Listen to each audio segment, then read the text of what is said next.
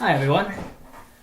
Today I'm going to give you a lesson about how to cover a song, like how to truly learn from covering a song that somebody already wrote. Now, learning songs that somebody else wrote, covering, is fantastic to do, and it doesn't matter if you're a beginner or an expert.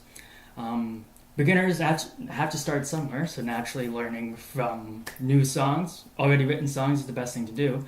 But even if you've been playing rock and roll for 20 years and suddenly you decide to take up a new style, such as blues, well, you're not going to get very far if you've never played a blues song in your life. So it's really important to be able to learn these new songs. However, when we do this, we often make a crucial mistake. We learn a song, we're able to play it, and it's all well and good, and then we say, cool, I know it, and then we move on. And then we start learning another song, and then we move on, and we start learning another song. This is not a waste of time, but the thing is, it's only 50% valuable to you growing as a musician, when it could be 100% valuable. So, because of this, I'm going to suggest a new technique, a paradigm shift, just a simple way of thinking. And what this lesson is about is how to properly learn from covering a song. What we usually do is we make the mistake of thinking of the whole song as one piece. But now what we're going to do is we're going to take that song that is a whole piece, and we're going to think of it as like a structure made up of small building blocks. Musical building blocks. And these building blocks are like very broad techniques that can then be applied to countless new situations.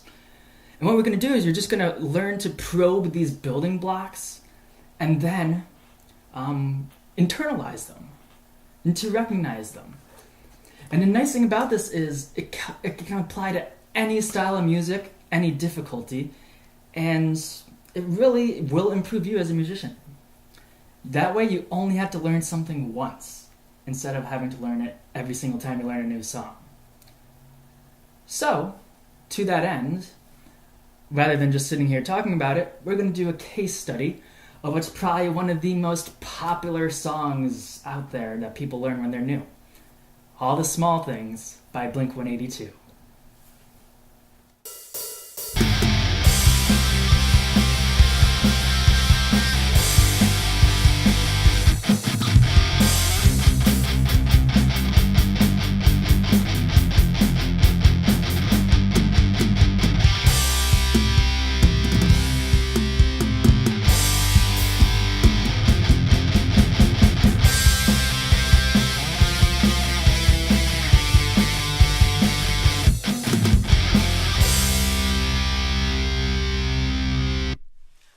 Alright, so now that we've listened to the whole segment, let's kind of start piecing together what building blocks on drums we learn.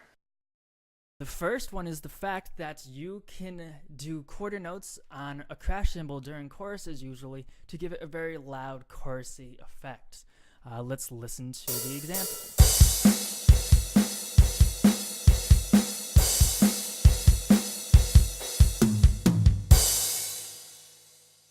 See, works pretty good. The next building block is the drum fill. Essentially, usually at the end of a musical phrase, during the last measure, you can really hit whatever you want on the drums to make it sound cool. And the key to this is the fact that the cymbal has to start on the one of the next measure. I'll count it out for you as we listen.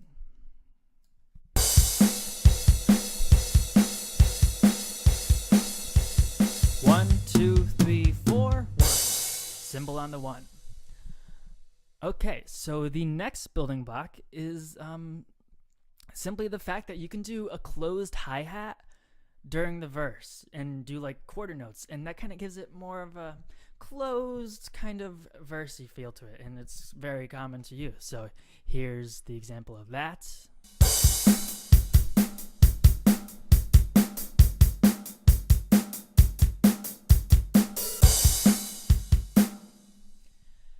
And finally, the last building block I picked from this song is the fact that you can use the toms to kind of go back to the ancient times where They had to use toms for everything. Give a very jungle vibe and makes it really interesting. So let's listen to that.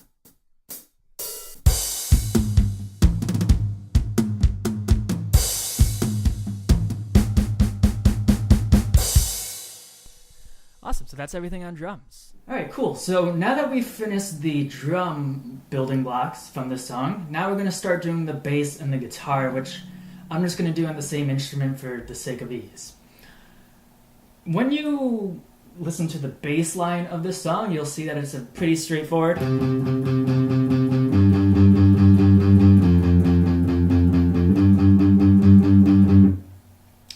Now, if I were to now remember, I'm not going to just simply memorize that position on the guitar, but the broad building block that snippet gives us is essentially the fact that you can, it's kind of boring, but you can use the bass as a metronome that plays the roots of every chord. It's a pretty more standard way of playing bass, which typically doesn't lead to very interesting bass lines, but there are ways to improve that, which I might do a lesson on later on. So there's the bass. Now to the guitar. This song teaches us many things. One building block I deduced from the song is the ability to do a power chord, which is essentially a root, a fifth, and a root again. And now this is a building block, so I can apply it to all new concepts.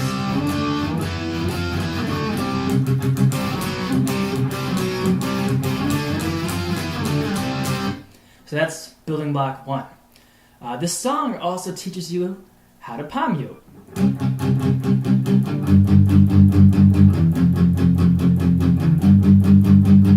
And all that is resting your palm on the strings while you strum. So that's 2 building blocks. The song also teaches you how to do octaves, where you just do roots and 2 frets up, 2 strings higher is the octave. So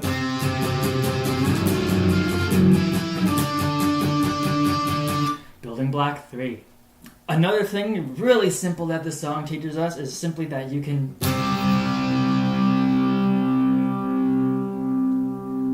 just let a chord ring. So that's building block 6. And then just one more building block is this song also teaches you how to do little scratches. And all that is kind of just muting the strings and making dead notes. So once again, the cool thing is now I can apply all these to new concepts because they're just very general building blocks. So that's what the song teaches you on the guitar. Alright guys, so you did it. Within that one song, there was over 10 building blocks across 3 instruments in a very simple song. So this just shows you what you really can probe from thinking of music as building blocks. However, though, it's not enough simply to just recognize that these building blocks exist. What you want to be able to do is you want to take these broad building blocks and be able to transfer them to new contexts. This is called transferability and is a key part of understanding something truly. Now, the way to kind of test for transferability is you want to take the technique you learned from the song and start moving the same technique up the scale diatonically and then descending down it. And then finally from there you could kind of go more freeform with it. And once you're able to do that, you've kind of mastered it. So just to show you, say for example I learned a song where I learned a building block of doing a fingerstyle chord of a root in a tenth. So this is it within the context of the song. Now let me learn how to transfer this building block. I'm going to go up the scale with it.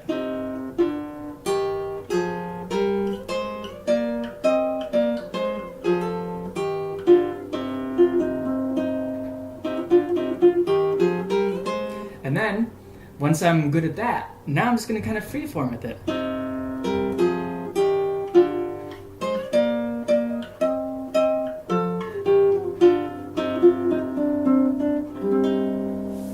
And from there in my head, I graduated. I have transferred that building block.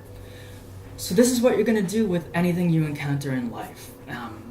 Now that you are exposed to this paradigm shift, you will find that it's no longer a waste of time to cover songs, but actually learning songs will help you grow exponentially. Um, that about covers it. So hope you found this valuable. Have a good day.